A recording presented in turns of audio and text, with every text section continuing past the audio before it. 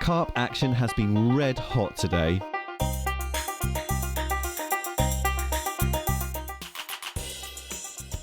Now he's coming straight at me. That's a big one.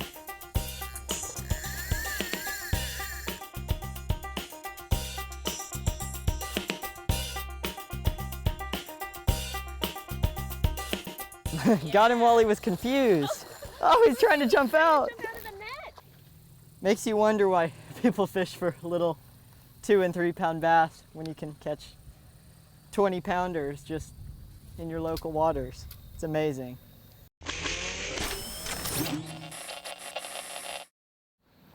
There is an important reason why there is a drag on your reel, and it is to help you increase the odds on landing your fish. If your drag is set too tight, when the fish takes a sharp turn and pulls, you have a chance of breaking your rod or weakening your line or even breaking your line. But if you loosen your drag quite loose, then when that fish takes a turn and pulls, it's pulling the drag. And that's the purpose of the drag. Now, when you're fishing for these carp are big, they're monstrous. You could be catching a 30+ pound monster in these freshwater lakes. So you definitely, when you set your rod in these rod holders, you want this very loose. When you get bit, pick up your rod, tighten it a hair, but not too much. You still want it loose enough that if these fish pull, you want them to pull the drag and not break the line. You do that, you pay attention to that, and you definitely will land more fish.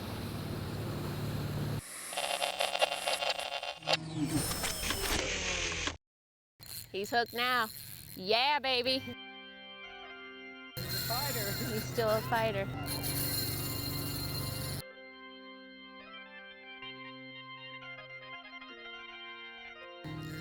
Whoa! He went for a run. Oh yeah.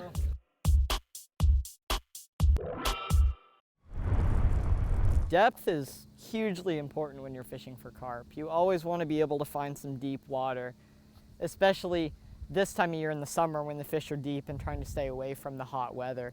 And also bottom composition, like what exactly you're fishing for, is really important.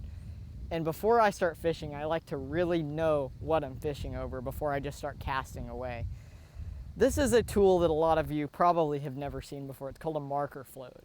It's used to find out exactly what the depth and bottom is that you're fishing over. It consists of a float here. This floats, of course. It's just a very bright colored buoy, basically, connected to a swivel tied directly to the line. On the line I have a sleeve just to keep it from tangling, 2 little plastic beads just to keep it from tangling as well, and then I have a relatively heavy 2-ounce lead sliding on the line. This rod is special because it has marked sections from the reel seat that's marked 6 inches and a foot. And that helps you to figure out exactly what the depth of the water is. Now I can loosen the drag and pull off a foot of line at a time. And each foot of line I'll pull off means the float will rise 1 foot.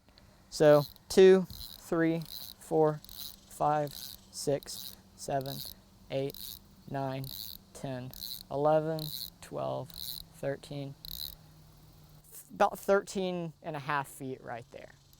So that tells me exactly how deep it is out there. I don't have to have any fish finder or anything. I can do this from the bank. Quite a day we've had, as our guide Austin has shown us some smart techniques for catching big carp. But Tammy's not done yet.